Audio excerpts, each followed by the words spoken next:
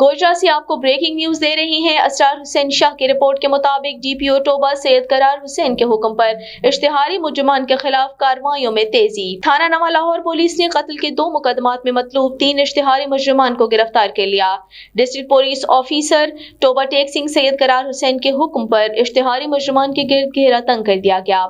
इश्तिहारी मुजरिमों की गिरफ्तारी के लिए चलाई जाने वाली खुसूसी मुहिम के नतीजे में DSP गोजरा आफ्ताब अहमद की सरबराही में SHO थाना नवा लाहौर इंस्पेक्टर जीवन खान मुलाजमान पुलिस पर मुश्तमिल टीम ने इंटेलिजेंस इंफॉर्मेशन, जदीद टेक्नोलॉजी और मुखबर के इत्तला पर अपने फराइज मनसबी बड़ी मुस्तैदी और इंतहाई एहतियात के साथ अदा करते हुए कत्ल के 2 मुकदमात में मतलूब 3 इश्तिहारी मुजरिमान मोहम्मद अफजल, अली अब्बास और मुरीद हुसैन को गिरफ्तार किया।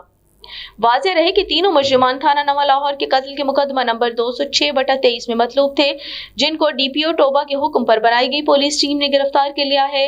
गिरफ्तार इश्तिहारी मुजरिमान के खिलाफ ज़ाब्ते की कार्रवाई अमल में लाई गई है।